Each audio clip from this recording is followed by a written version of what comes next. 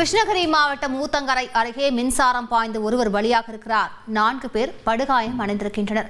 கூடுதல் விவரங்களை செய்தியாளர் வெங்கடாச்சலத்திடம் கேட்கலாம். வெங்கடாச்சலம், வணக்கம். என்ன நடந்தது? அந்த பலியான நபர் கொடுத்த கூடுதல் விவரங்களை பதிவு பண்ணுங்க. மேலும் அந்த படுகாயம் அடைந்த 4 பேர் தற்பொழுது எப்படி இருக்கிறார்கள்? விவரங்கள் என்ன?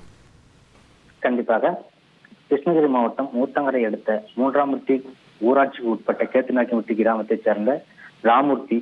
இவர் அதே கிராமத்தில் கிளை செயலாளராக பணியாற்றி வந்தவர். கேத்துநாயக்கம்பட்டி பொது இடத்தில் உள்ள திமுக கம்பத்தை அகற்றும் பணியில் ஈடுபட்ட திமுகவினர் அப்போது எதிர்பாராத விதமாக மின்சாரம் பாய்ந்து கிளை செயலாளர் ராமூர்த்தி உட்பட 5 பேர் படுகாயம் அடைந்தனர். படுகாயம் அடைந்த அனைவரையும் சிகிச்சைக்காக ஊத்தங்கரை அரசு மருத்துவமனைக்கு அனுமதிக்கப்பட்டனர். சிகிச்சையின் போது ராமூர்த்தி இறந்துவிட்டதாக கூறியதால் அவரின் உடலை பிரேத பரிசோதனைக்காக ஊத்தங்கரை அரசு மருத்துவமனையில் வைக்கப்பட்டுள்ளனர். மேலும் காயமடைந்த ஆறுமுகம், பெருமாள், முன்னாள் ஊராட்சி மன்ற தலைவர் பூபாலன், சக்கரை ஆகியோர் ஊத்தங்கரை அரசு மருத்துவமனையில் சிகிச்சைக்கு அனுமதிக்கப்பட்டு தற்போது சிகிச்சை நடைபெற்று வருகிறது.